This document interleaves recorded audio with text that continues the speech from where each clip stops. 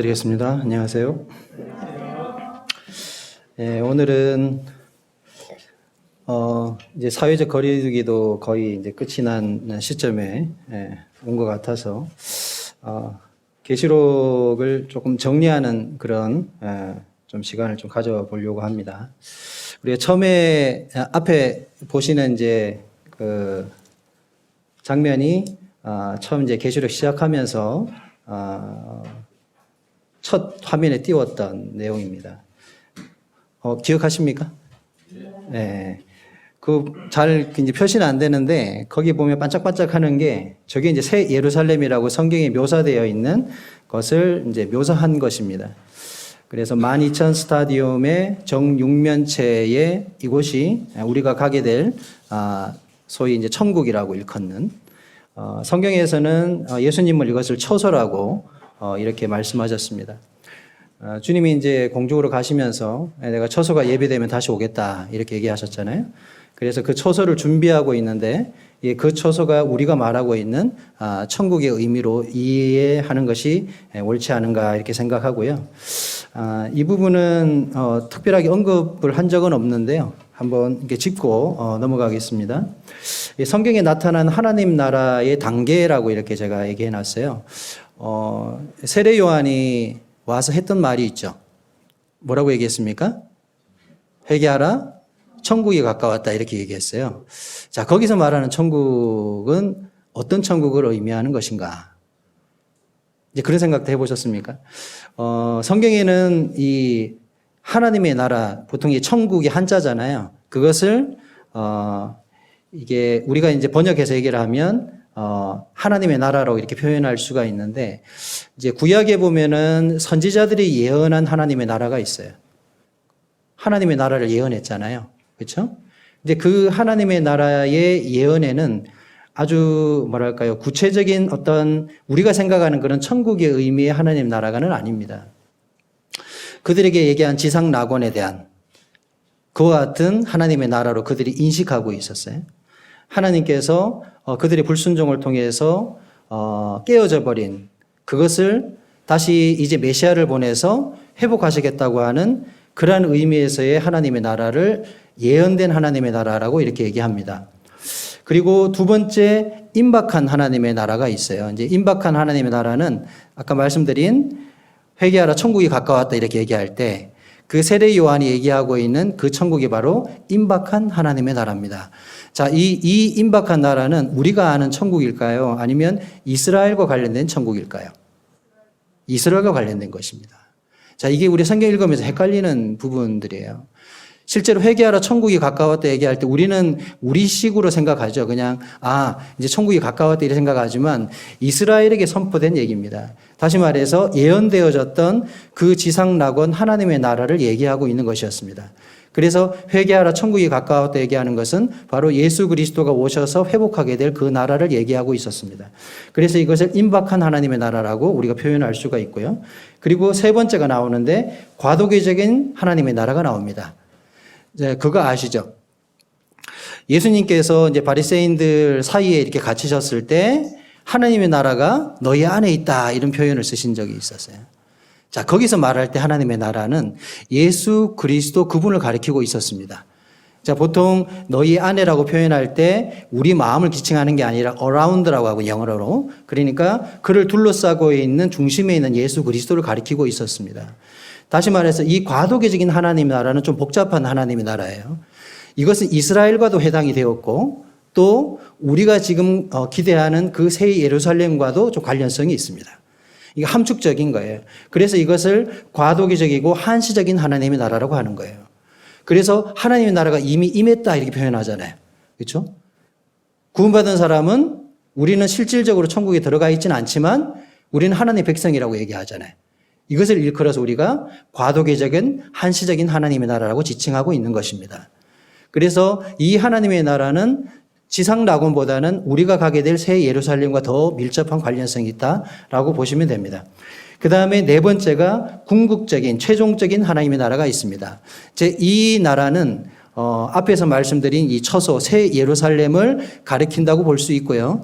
또 하나는 세부적으로는 천년왕국을 가리킨다고도 볼 수가 있습니다. 우리가 계시록을 꽤 긴 시간 배웠잖아요. 그렇죠? 마지막 시간에 마지막 부분에 로마서 11장에 있는 내용을 가지고 이 대체 신학에 대한 얘기를 잠깐 언급하고 마무리를 짓겠습니다. 이렇게 성경에는 여러 의미의 하나님의 나라가 등장하고 있다는 것을 기억하셨으면 좋겠어요. 성경을 읽을 때 이것이 이스라엘에 해당하는 것인지 아니면 교회에게 해당하는 것인지 아니면 모두에게 다 해당하고 있는 것인지 이런 것을 우리가 이해하고 성경을 볼 때 조금 더 올바른 분별을 할 수 있다. 그래서 마태복음에 보면 천국 비유가 나오잖아요. 뭐 겨자씨 비유라든지 뭐 이런 비유들이 나올 때 보면 이해 안 되는 내용이 많아요. 그 이유가 뭐냐 하면 이런 하나님의 나라에 대한 구분을 해야만 이해가 되는 내용들입니다. 자, 이는 깊은 내용이니까 그냥 이렇게 개괄적으로 언급만 하고 지나가겠습니다. 자, 계시록 우리가 계속 했지만 다시 한번 개요에 대한 설명을 한번 하겠습니다. 기자는 이제 사도 요한이고요. 기록 시기는 AD 95년에 96년 경으로 알려져 있습니다. 그리고 기록의 대상은 아시아의 지역교회 성도들 내지는 교회를 가리킵니다. 이 아시아는 지금의 터키죠. 소아시아라고 일컬어져 있는 그 터키 지역을 일컫고 있습니다. 배경은 로마의 도미시안 황제 때 요한이 밤모섬에 유배되어 있으면서 환상 중에 기록한 것으로 그렇게 알려져 있습니다. 그리고 말씀드렸던 것처럼 이 기록의 동기가 중요했는데 이 기록의 동기는 그 당시에 핍박받고 있는 이 성도들을 위로할 목적으로 계시록을 기록했다. 이게 아주 중요한 핵심적인 것이죠. 그래서 어떤 사람들이 말하는 것처럼 계시록은 협박하고 두려움을 심기 위한 책이라기보다는 위로와 격려와 소망을 주기 위한, 다시 말해서 우리의 정체성에 대한 부분을 강화하기 위한 그런 목적으로 계시록이 기록되었다고 하는 것을 우리가 분명히 기억할 필요성이 있습니다. 그리고 또 중요한 것은 이 주제인데 예수 그리스도라고 하는 주제. 요한복음 계시록 1장 1절에서 예수 그리스도의 계시라 이렇게 하면 시작하고 있습니다. 이 계시라고 하는 것은 감춰져 있던 것을 열어서 보여주는 것이다라고 이렇게 표현할 수 있는 건데 이것은 예수 그리스도 안에서 감춰져 있던 것을 환상 중에 요한을 통해서 보여준 것이었습니다.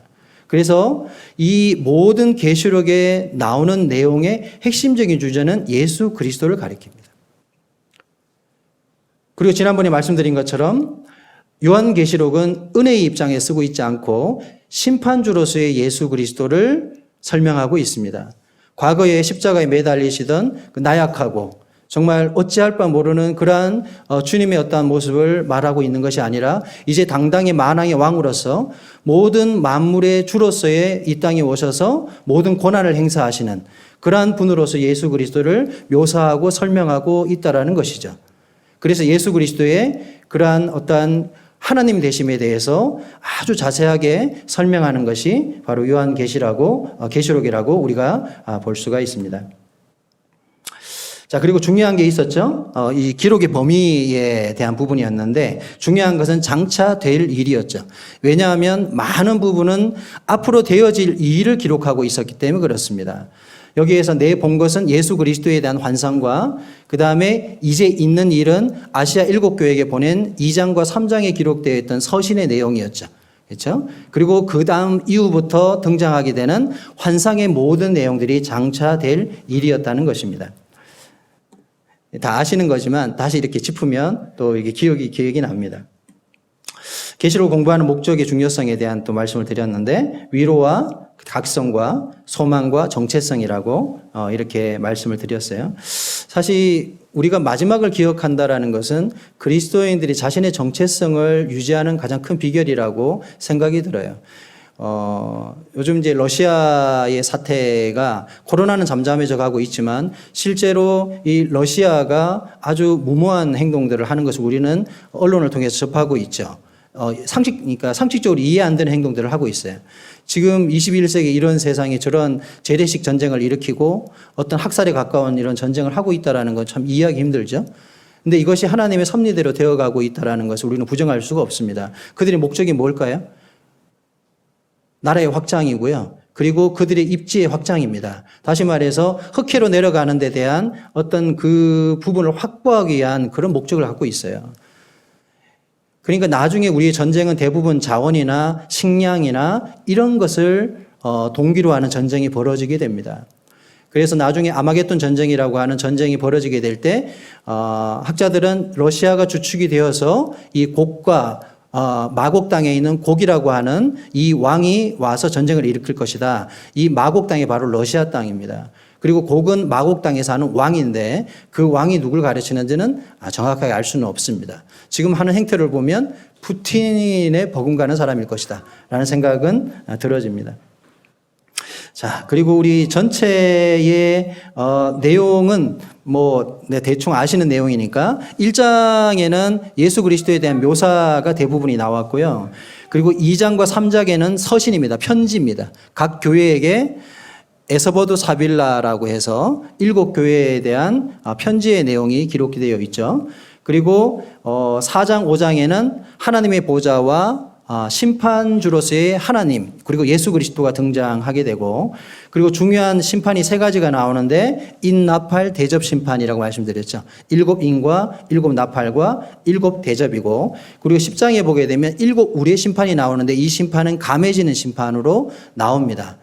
그래서 이 인나팔 대접은 병렬식으로 되어 있다라고 말씀을 드렸어요.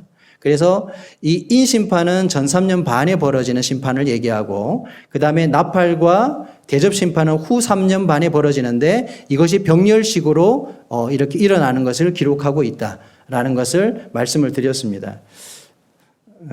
기억하시는 분들 잘 기억하실 거고요. 그리고 중요한 게 환난기 삽입 내용이라고 우리가 여러 번 했었어요.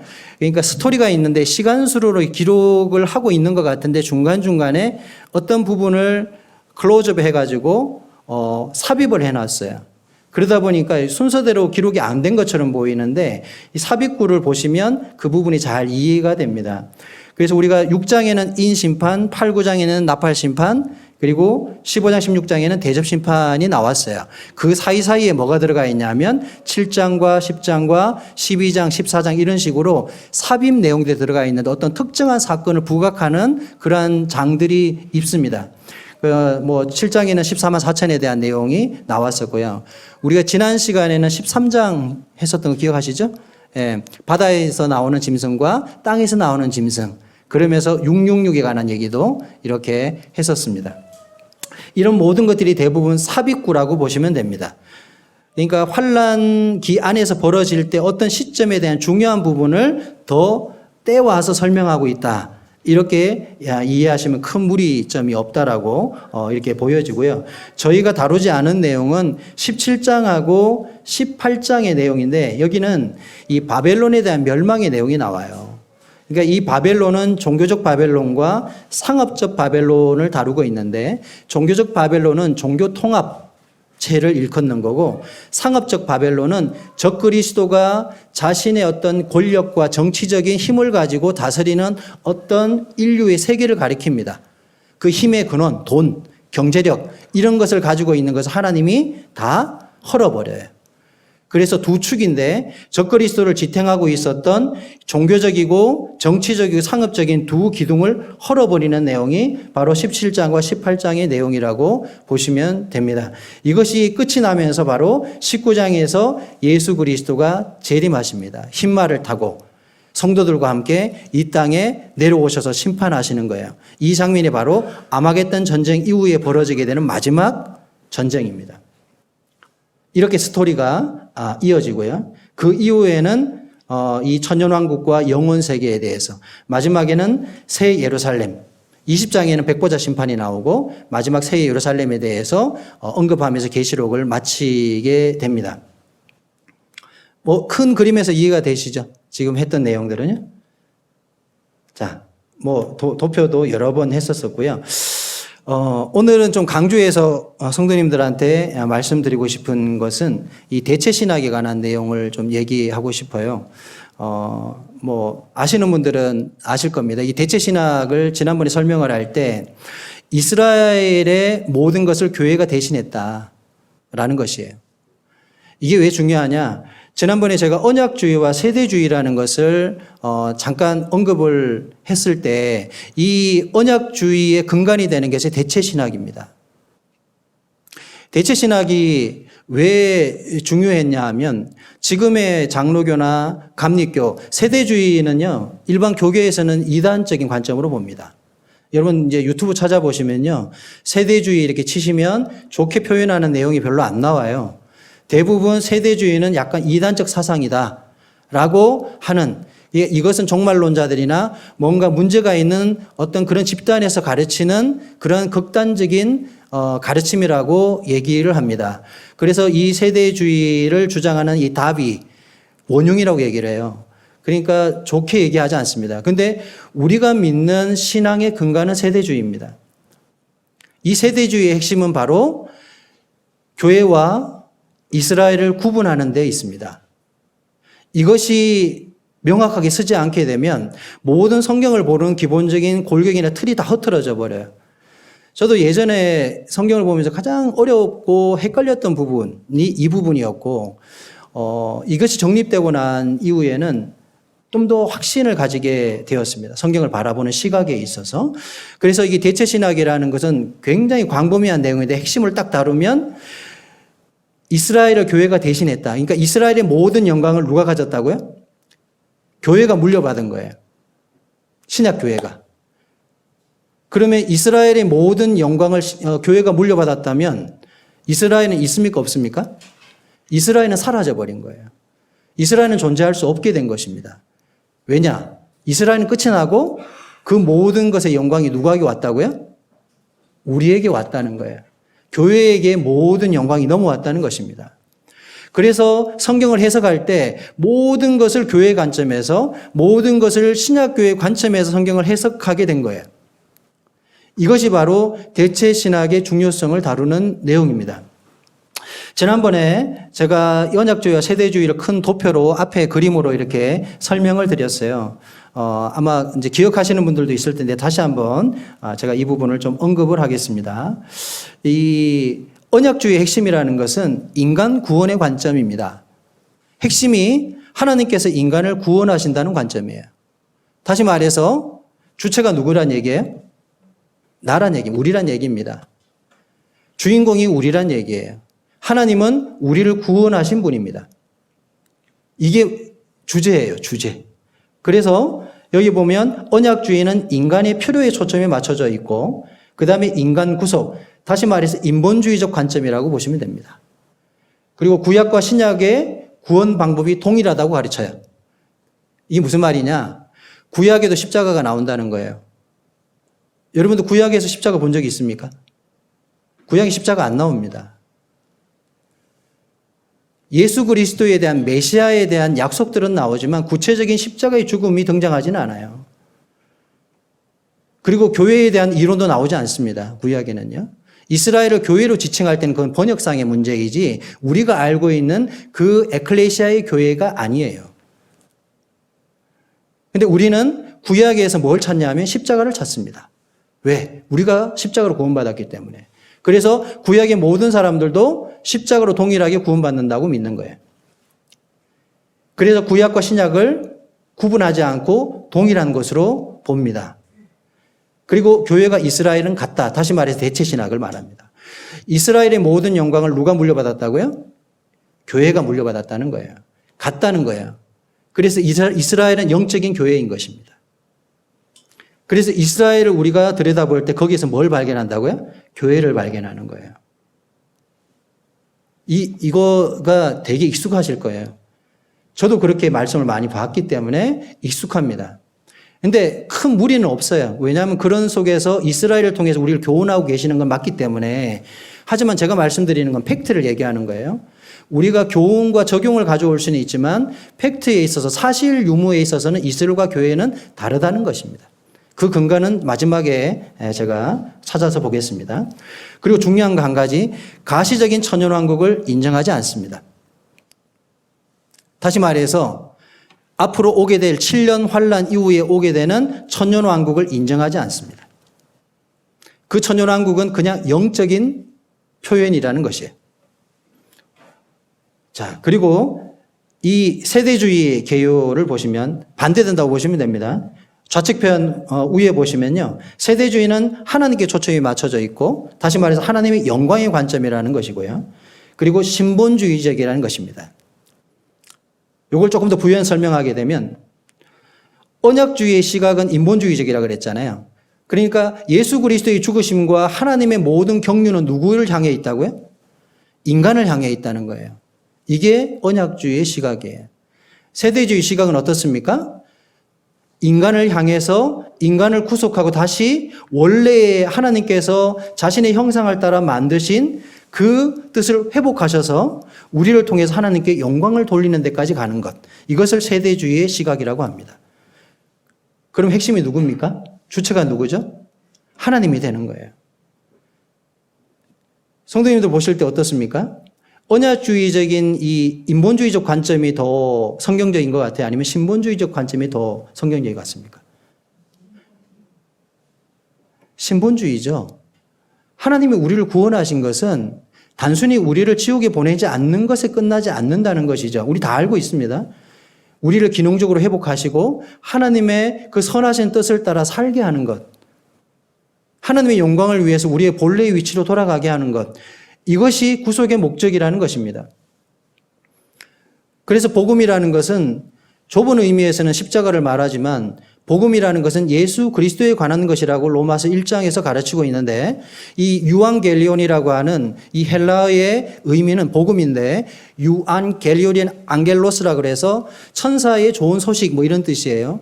그러니까 과거의 어떤 사신들이 전쟁의 승리의 좋은 소식을 전해주는 것 이것이 유앙겔리온이라고 해서 복음이라고 합니다. 다시 말해서 하나님의 나라가 임박했다는 것. 다시 말해서 예수 그리스도가 오셔서 하나님의 모든 경륜과 뜻을 성취할 때가 되었다라는 것을 선포하는 것이 바로 복음이었다는 것입니다. 그 이후에 예수 그리스도 오셔서 십자가에 죽으셨고 부활하셨고 승천하셨고 다시 오실 것이라는 것. 그리고 오셔서 지상의 천년왕국을 완성하시고 그 이후에 새 예루살렘까지 모든 경륜을 끝내시겠다는 데까지가 복음입니다. 그래서 복음은 조금 더 광의적으로 넓게 우리가 이해할 필요성이 있다는 것입니다. 자, 그래서 세대주의 교표 우측에 보시게 되면 오직 믿음의 원칙으로 구원받는다. 자, 그러면 이 구원받는 방식을 이스라엘 사람들과 그리고 신약의 교회가 구원받는 방식이 다르냐? 그렇지는 않습니다. 믿음이라고 하는 방식에 있어서는 동일하게 봅니다. 하지만 믿음의 내용이 다르다는 거예요. 왜? 구약에는 뭐가 없어요? 십자가가 없기 때문에. 에덴 시대에 십자가가 있었습니까? 노아 시대에 십자가가 있었을까요? 그들이 십자가를 바라보고 믿음으로 구원받았을까요? 그렇지 않습니다. 말씀을 잘 읽어보면 아브라함은 하나님을 믿음에 라고 나와요. 하나님의 말씀, 약속을 믿었습니다. 그렇죠? 그 세대만의 믿음을 가르치고 요구하고 있었어요. 자, 어떤 사람이 얘기를 합니다. 그러면 과거에 십자가를 경험하지 못한 사람은 어떻게 구원받았어요? 이런 논리가 나오는 거예요. 하나님은 공평하시고요. 하나님은 공의로우신 분입니다. 그래서 이것은 우리에게 속한 영역이 아니기 때문에 우리에게 속한 것은 이 시대의 은혜의 시대는 우리가 십자가를 통해서 구원받는 것이 맞습니다. 우리의 책임이 그렇기 때문에 우리의 믿음의 내용이 그렇기 때문에 그렇습니다. 하지만 그 외의 영역에 있어서는 우리가 알 수가 없는 거예요. 거기다가 십자가를 다 갖다 대게 되면요. 여기에 무슨 문제가 생기냐면 오류와 모순이라는 게 생기기 시작합니다. 그래서 우리가 성경을 정확하게 대상과 내용을 나누어서 봐야 할 필요성이 바로 이런 데에 있다는 것이죠. 왜냐하면 이 모든 것이 성경 해석의 근간이 되기 때문에 그렇습니다. 자, 그리고 이스라엘과 교회는 다른 것입니다. 제가 누누이 말씀드렸듯이 1948년도 이스라엘이 국가적으로 독립을 했고 지금은 세계의 모든 영향력이 이스라엘의 손안에 들어가 있습니다. 지금도 보이지 않는 모든 이런 그 경제라든지 정치의 이면에는 누가 큰 손을 뻗고 있냐면 유태인들이 관여하고 있다고 우리는 부정할 수 없습니다. 유럽 사회, 미국 사회, 지금 벌어지고 있는 러시아의 전쟁조차도 어쩌면 유대인의 관여가 있을 수도 있다라고 저는 봅니다. 드러나지 않을 뿐이죠. 그리고 마지막 가시적인 천년왕국을 인정한다는 게 핵심입니다. 왜? 가시적인 천년왕국을 인정한다는 것은 이스라엘을 인정한다는 것과 똑같습니다. 이스라엘을 인정하지 않는다는 것은 지상의 천년왕국을 인정하지 않는다는 것 같은 의미예요. 왜? 이스라엘에게 약속한 나라이기 때문에. 맞지 않습니까? 이스라엘이 없다면 천년왕국이 없는 거예요. 근데 이스라엘이 존재한다는 것은 뭐가 있다는 거예요? 천년왕국이 존재한다는 것입니다. 왜? 그들에게 천년왕국이 약속되어 있기 때문에 그렇습니다. 자, 이렇게 하나님의 이스라엘 경륜에 관한 도표를 이것도 말씀드렸는데, 과거 아브라함 때로부터 해서 어떻습니까? 십자가의 시점까지, 그때까지가 이스라엘의 전성기라고 해요. 전성기라는 말은 모든 관심이, 하나님의 관심이 이스라엘에게 있었다는 겁니다. 그리고 세계 가운데 복음의 확장은 이스라엘에게 역할이 맡겨져 있었습니다. 근데 십자가의 죽음을 통해서 이 모든 것들이, 이스라엘의 위치는 어떻게 되냐면 바닥으로 떨어지게 돼요. 그리고 2000년 동안 나라 잃은 슬픔과 고통 속에서 그들은 살게 됩니다. 그리고 마지막 또 어디까지 내려갑니까? 환란기. 환란기 동안 이스라엘은 또 다른 역할을 맡게 되는데 그들이 말할 수 없는 핍박을 받게 돼요. 우리 지난번 배웠죠? 여자와 용에 관한 부분 배웠습니다. 용은 사단을 가리키고 여자는 이스라엘을 가리킨다고 배웠어요. 근데 참 놀라운 것은 이 7년 환란을 기점으로 해서 극적으로 그들은 영화기를 경험하게 됩니다. 왜? 천년왕국을 통해서. 천년왕국이 그들에게 도래하기 때문에. 거기에서는 어쩌면 이스라엘이 주인공일 수 있어요. 물론 이제 교회는 주님과 함께 고울을 다스리는 그러한 통치자로서 오게 될 것입니다. 하지만 그 안에 등장하는 어떤 장면으로서의 내용의 주인공은 이스라엘입니다. 이렇게 이스라엘의 과거와 미래는 이렇게 도표로 설명할 수가 있습니다. 자, 오늘 중요한 로마서 11장을 열어서 보겠습니다. 앞에 보셔도 되고 성경 직접 보셔도 더 좋을 것 같습니다. 로마서 11장. 이 긴 내용이니까요. 제가 중요한 내용을 짚으면서 좀 넘어가 볼게요. 자, 11장 보시면 2절 보십시오. 11장 2절 찾으셨나요? 네. 하나님이 그 미리 아신 자기 백성을 버리지 아니하셨나니 이렇게 나오죠. 자, 자기 백성이 누구입니까? 이스라엘 가리킵니다. 여기는요. 자, 그 다음에 8절 보십시오. 8절. 기록된 바 하나님이 오늘까지 그들에게 혼미한 심령과 보지 못할 눈과 듣지 못할 귀를 주셨다 함과 같으니라. 자, 여기서 혼미한 심령, 보지 못할 눈, 이것을 가진 자들이 누구입니까? 이스라엘을 가리킵니다. 자, 그 다음에 11절 보십시오. 그러므로 내가 말하노니 그들이 넘어지기까지 실족하였느냐. 여기 그들은 이스라엘을 가리키거든요. 넘어지기가 실족하였느냐. 그럴 수 없느니라. 그들이 넘어짐으로 어떻게 되었다고요? 구원이 이방인에게 이르러 이스라엘로 식인하게 함이라. 자, 이스라엘이 넘어졌다고 표현하고 있죠. 그렇죠? 그들이 넘어져서 구원이 누구한테 넘어왔다고요? 이방인에게 넘어왔다 이렇게 얘기를 해요. 자, 12절 보십시오. 그들의 넘어짐이 세상의 풍성함이 되며 그들의 실패가 이방인의 풍성함이 되거든 하물며 그들의 충만함이라 이렇게 나오죠. 뭔가 여지를 남기면서 얘기를 하고 있습니다. 자, 넘어졌다는 그 표현은 뭐예요? 없어졌다는 표현이 아니죠. 넘어졌다는 건 다시 일어난다는 표현입니다. 잠시 넘어졌다는 거예요. 자, 그리고 이제 13절부터 이방인의 구원을 설명하는 이 감람나무에 대한 설명이 나오는 내용이에요. 이 내용은 대부분 다 잘 아시기 때문에 쭉 내려가면서 중요한 부분만 짚고 내려가겠습니다. 보십시오. 내가 이방인인 너에게 말하노니 여기서 핵심 단어는 이방인입니다. 우리를 가리키는 거예요. 구원받은 우리들, 이방에서 구원받은 저희를 말합니다. 내가 이방인인 너에게 말하노라. 내가 이방인인 사도인 만큼 내 직분을 영광스럽게 여기노니 이는 혹 내 고륙을 아무쪼록 시기하게 하여 그들 중에 얼마를 구원하려 함이라. 자, 너의 고륙 이스라엘이죠. 자, 바울은 이스라엘 사람이기 때문에 내 고륙을 시기하게 하려고 한다. 이렇게 얘기하고 있어요. 그리고 그들을 버리는 것이 세상의 화목이 되거든 그 받아들이는 것이 죽은 자 가운데 살아난 것이 아니면 무엇이리요? 이렇게 얘기했습니다. 그리고 16절 넘어가고요. 17절에 또 가지 얼마가 꺾였는데 돌감람나무인 내가 그들 중에 젖붙임이 되어 창감람나무 뿌리의 진액을 함께 받는 자가 되었다. 자, 자, 여기에서 원감람나무, 원뿌리가 나오고 원가지가 나오는데 원뿌리는 바로 하나님을 가리키고 그리고 원가지는 이스라엘을 가리킵니다. 그렇죠? 거기에서 창감람나무도 이스라엘을 가리키고 돌감람나무 가지는 이방인들을 가리켜요. 그렇죠? 이렇게 기억하시고요. 그리고 18절 그 가지들을 향하여 자랑하지 말라.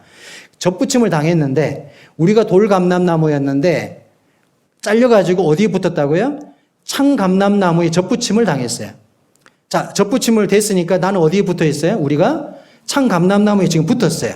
그러면서 하는 말이 그 가지들을 향하여, 다시 말해서 잘려나간 원가지에 잘려나간 창감람나무 가지들을 향하여서 자랑하지 말라 이렇게 얘기하는 겁니다. 이스라엘을 향해서 가르치는 거예요. 내가 뿌리를 보존하는 것이 아니고 뿌리가 너를 보존하는 것이다. 이 뿌리는 누구라고요? 하나님이라고요. 예수 그리스도를 말할 수도 있습니다. 그러면 내 말이 가지들이 꺾인 것은 나로 접붙임을 받게 하려 함이라 하리니. 자, 어떻게 생각했냐면 이렇게 원 가지를 잘라낸 거는 바로 돌감람나무에 있는 우리를 잘라가지고 여기에다 접붙이려고 하는 것이었다라고 우리가 생각한다는 거예요. 이해되셨죠? 네, 여기까지. 그 다음에 20절 옳도다. 그들은 믿지 아니함으로 꺾이고 이스라엘은 믿지 아니함으로 잘려나갔어요. 그리고 너는 믿음으로 우리는 믿음으로 서게 되었고 높은 마음을 품지 말고 도리어 두려워하라. 왜 두려워하는지를 설명합니다. 21절 하나님이 원 가지들도 아끼지 아니하셨은즉 너도 아끼지 아니하시리라. 이게 난해구입니다. 근데 문맥을 보면 난해구가 아닙니다. 이 너를 누굴 가리킬까요? 아닙니다. 여기에서는 대명사인데 13절 이방인 나오죠. 이방인을 가리키는 겁니다. 구원받은 우리를 잘려나간다는 얘기를 하는 게 아니라 이방인을 통칭해서 표현하는 얘기예요. 너라고 표현할 때 대명사를 가져올 때 너도 아끼지 아니하시리라 이렇게 할 때 우리가 구원이 잘려나갈 수 있다는 표현이 아니라 우리가 이스라엘 향해서 교만한 마음을 품으면 안 된다. 다시 말해서 하나님은 원래의 가지들을 다시 회복시키실 건데 이제 은혜가 이방인에게 머물러 있다가 다시 어디로 간다는 거예요? 이스라엘로 갈 거니까 은혜의 때가 머지않았다는 거예요. 그래서 이방인인 너희는 교만하면 안 된다 이 얘기하는 겁니다. 자, 이 구절을 가지고 구원이 상실될 수 있다고 주장하던 사람들도 있었습니다. 잘려나가니까 구원이 없어질 수 있다고 하는 거죠. 전혀 그렇지 않습니다. 문맥적으로. 자, 그리고 22절. 그러므로 하나님의 인자하심과 준원하심을 보라. 넘어지는 자들에게 준원하심이 있으리니 너희가 만일 하나님의 인자하심에 머물러 있으면 그 인자가 너희에게 있으리라. 그렇지 않으면 너도 어떻게 된다고요? 지킴바 되리라. 이스라엘을 가리킨다 그랬어요. 너도 이렇게 할 때. 그리고 23절. 그들도 믿지 아니하는데 머무르지 아니하면 이스라엘을 가리킵니다. 이스라엘이 믿지 아니하는데 머무르지 아니하면 문장이 좀 어렵죠. 예, 믿으면 이런 뜻이에요. 이스라엘이 다시 믿게 되면 어떻게 된다고요? 접붙임을 받으리니 이는 그들이 접붙이실 능력이 누구에게 있다고요? 하나님의 권한에 있기 때문에 그렇습니다. 자, 그러면서 24절에 내가 원 돌감람나무에서 찍힘을 받고 여기서 내가는 누구를 가리킵니까? 이스라엘을 가리킵니다. 이스라엘이 원 돌감람 아니 죄송합니다. 이방인을 가리키죠. 원 돌감람나무에 찍힘을 받고 본성을 거스려 좋은 감람나무에 접붙임을 받았으니 원 가지인 이 사람들이야 얼마나 더 자기 감람나무에 접붙임을 받으랴 이렇게 나오죠. 여기 나오죠. 자기 감람나무. 그러니까 이스라엘이 원래 붙어 있던 그 가지가 있었어요. 자기 자리가 있었는데 그들이 믿지 아니함으로 잘려 나갔어요. 근데 그 나무는 누구의 가지라고요? 누구의 나무라고요? 이스라엘의 나무였습니다. 그래서 자기 감람나무에 돌아간다는 거예요. 나와 있죠? 더 자기 감람나무에 접붙임을 받으랴 이렇게 얘기하고 있죠. 하물며 돌감나무에 있는 자격 없는 자들을 잘라가지고 창감람나무에 붙일 수 있었는데 원래 있던 자들에게 권한이 더 있지 않겠느냐 이 얘기입니다. 논리를 설명하는 거예요. 이제 바울이 이 논리를 설명하면서 구약의 예언을 언급합니다. 보십시오. 25절 형제들아 너희가 스스로 지혜 있다 하면서 이 신비를 너희가 모르기를 내가 원하지 아니하노니 이 신비는 이방인의 충만한 수가 들어오기까지 이스라엘의 들어는 어떻게 했다고요? 우둔하게 된 것이다. 이방인의 충만한 수가 들어오기까지 이스라엘이 잠시 동안 우둔하여졌다. 막아놨다는 거예요. 그들을 혼미하게 만들었다는 것입니다. 그래서 26절 이게 예언의 말씀인데 그리하여 온 이스라엘이 구원을 받으리라 기록된 바 구원자가 시온에서 오사 야곱에게 경건하지 않은 것을 돌이키시겠고 내가 그들의 죄를 없이 할 때에 그들에게 이루어질 내 언약이 이것이라 함과 같으니라. 그리고 29절 보십시오. 하나님의 은사와 부르심에는 후회하심이 없느니라.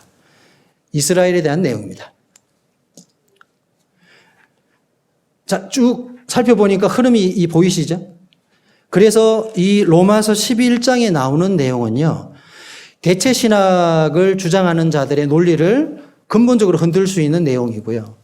하나님께서 어떻게 이스라엘 가운데 약속을 다시 이루시고 구약에 예언되어졌던 그 많은 내용들을 성취하실 것인지에 대한 분명한 입장을 바울을 통해서 보이고 있는 내용입니다. 그래서 이 바울은 신비라고 얘기해요. 오, 신비롭다 이렇게 얘기합니다.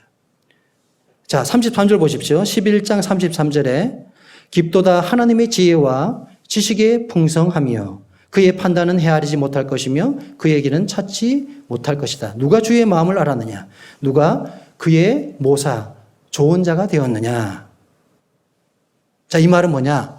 이 모든 섭리가 하나님께 권한이 있다는 얘기를 하고 있는 겁니다. 그리고 어떻게 이스라엘과 교회를 조화롭게 하고 어떻게 이방과 이스라엘을 조화롭게 하시는지 이 얼마나 놀라운 일이냐 이거예요. 하나님의 그 지혜와 지식의 풍성함, 이 기품은 우리는 헤아릴 수가 없는 것이다. 놀라운 것이라는 거죠. 이스라엘이 잠시 우둔하게 되었다가 그 기회가 이방인에게 구원이 넘어왔습니다. 근데 이 교회 시대로 끝이 나는 게 아니라 교회는 이제 마지막 때에 휴거당하게 되고 그때부터 이스라엘이 다시 다니엘의 70일의 내용처럼 마지막 한 일의 시작점이 시작이 됩니다. 그래서 7년 환란을 이스라엘이 주축이 되어서 14만 4천과 두 증인이 주축이 되어서 열방 가운데 예수 그리스도를 증거하는 역할을 그들이 하게 됩니다. 그리고 7년 환란이 끝이 나고 그들에게 약속되었던 구약의 천년왕국이 성취가 되는 거예요. 마지막입니다. 그래서 이 대체 신학과 이 교회, 비밀인 이 교회를 설명할 수 있는 한 가지, 바로 예언상 공백의 원리라고 하는 것입니다. 구약에는 교회가 등장하지 않습니다. 그리고 구약에는 초림과 재림을 설명하고 있지만 그들이 구분하지 못했어요. 그리고 예수님의 초림과 예수님의 재림을 구분하지 못한 이후에는 그 사이에 뭐가 껴 있습니까? 바로 교회가 껴 있어요. 그래서 지금 2000년이라고 하는 이 교회 시대는요, 구약에는 감추어졌던 것입니다. 비밀이었던 것이에요. 우리가 신약 읽다 보면 많이 나오죠? 교회는 비밀이고 감추었던 것인데, 막 이런 내용들이 나오잖아요. 감추어져 있었습니다. 그래서 구약 사람들은 교회가 뭔지도 모르는 거예요. 우리가 지금 누리고 있는 이 너울의 의미, 그리고 신약교회 성도들이 누리고 있는 이 엄청난 영광을 아무도 이해하지 못합니다. 왜 그렇습니까? 우리는 그냥 믿음으로 구원받잖아요. 예수 그리스도 그분을 믿는 아주 이 단순한 원리로 구원받고 나서 모든 영광을 누립니다. 그래서 이 교회는 어쩌보면 기적 같은 거예요. 우리가 교회 시대에 태어나서 이 교회 시대 때 예수 그리스도를 믿고 하나님의 백성, 이 교회의 한 일원이 되었다라는 것은 기적 같은 일이라는 거죠. 이스라엘이 겪은 그 역사를 보게 되면 끔찍한 역사를 겪었잖아요. 우리가 만약에 이스라엘 백성으로 태어났으면 여러분 어땠을까요? 하나님 배반 안 했을까요? 우리 똑같았을 겁니다. 그들처럼 똑같이 배반하고 끊임없이 하나님을 속상하게 하는 그런 사람으로 살았을 거예요. 그들의 역사는 정말 순탄하지 않은 역사를 겪었습니다. 그런데 우리는 다 그것을 겪지 않습니다. 우리는 정말 평화롭고 너무 자유로운 가운데서 믿음을 선택할 수 있는 기회를 가지고 있는 사람들입니다. 그래서 이게 지나치다 보니까 교회가 이스라엘의 영광을 다 대신했다고 하는 이런 지나친 사상까지 나오게 됐어요.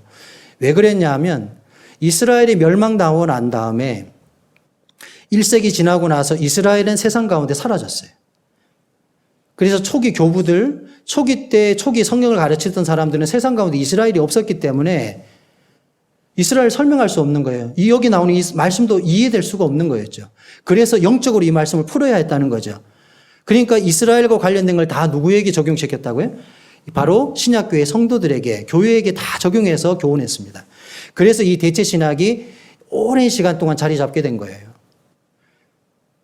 그리고 이스라엘이 독립하기 직전, 바로 쉽게 말하는 이 다비라고 하는 형제님, 물론 다비 외에 다른 분들도 세대주의를 주장한 분들이 많습니다. 하지만 다비가 가장 정확한 근간을 놓았다라고 얘기를 해요.